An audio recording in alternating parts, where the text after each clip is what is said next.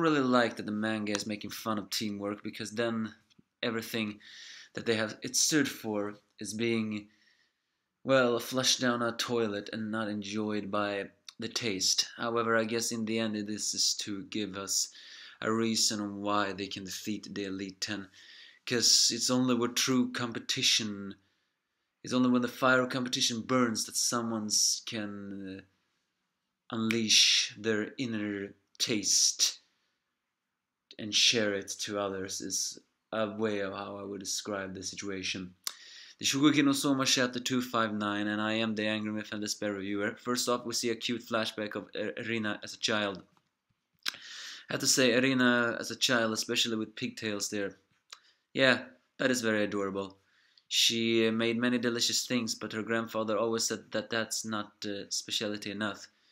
Maybe in the end, though, Saisamon knew what was Erina's speciality. It's just that he didn't know, he didn't tell. As the Elite Ten, except one, are in shock, because there's actually only one whose eyes are all completely open in the light. We see that Shogeki, as with Erina criticizes Soma for having no teamwork, is the fact that Yuki is pointing out one valuable flaw of it all. Excuse me.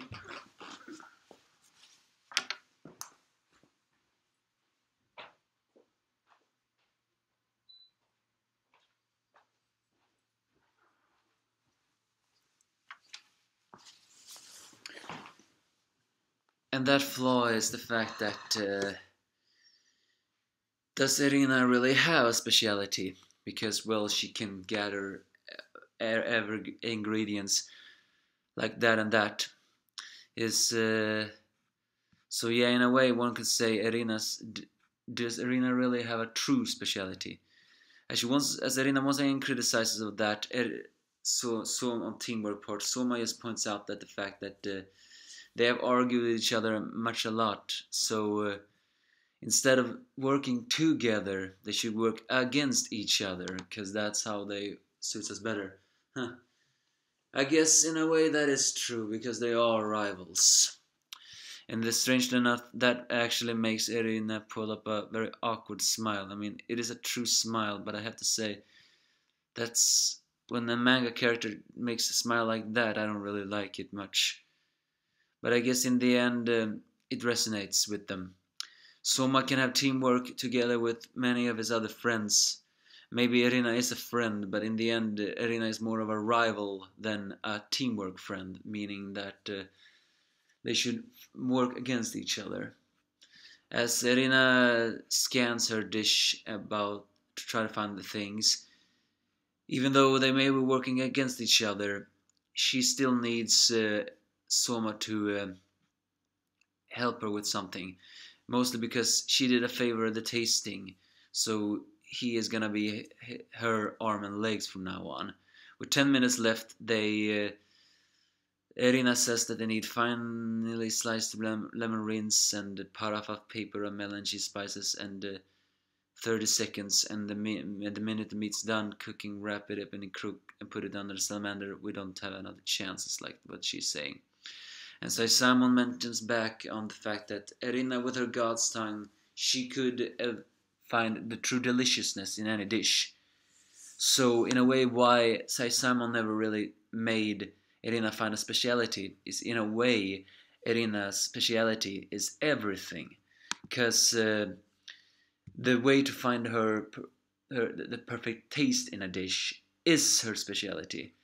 So, she has everything and yet none of them. So it's basically a speciality that surpasses perfect deliciousness. And it's only there Erina's true self shall be reflected. However, as much as she could cook and showed it to Simon, judged other people's dishes, that's not when her true speciality shined. Her true tasting speciality and her true self, which is her speciality, will shine off, is when she is in the heat of a moment. A true battle of chef, which is now, and that has been Simon's goal all along, for Erina to break out from her standpoints and what she feels like she's doing, and just do it right there and there together with others. So with that, she cooks with frightening speed and with frightening bloodlust, so to speak. She rampages a new dish. But Asami is completely convinced that everything is over. So, but Irina in her mind thinks back about everything her path had been up until now. Her meeting her father again after a long time, her reconciliation with Alice, the way she felt that she and Megumi got closer, her grandfather encouraging her, even to the fact that when they still practiced their red and white battles and how much argument they had with each other, together with Jochiro and Gin, who tried to, well, help them. In a way, I guess the rivalry were very similar to Gin and the others. So it's pretty fun on how much they really didn't really work well together with each other. So finally remembering the demon teachings their father did, and Soma's final words that if you already know what you're doing, the journey is no fun. Erina finds out that her dish that will wrestle Yuki Hirakun into submission is that. So she serves it to the judges, as with serious faces. Is this enough to finally break the arrogant face of Azami? Azami strongly believes that it will not. So I'm just saying for the first time ever, please just let it happen so we can move on. Not that the Shoguki have been bad, it's just the fact that despair is winning too much, and I do not like that in a manga. Just break that arrogant prick's face in. And if you're gonna hype up a character all this much and waste it, then that means you're wasting characters. So Erina's true dish, I guess, is now showed, or maybe it's better to say this is Erina's speciality. A god's tongue on a field of battle. No, wait.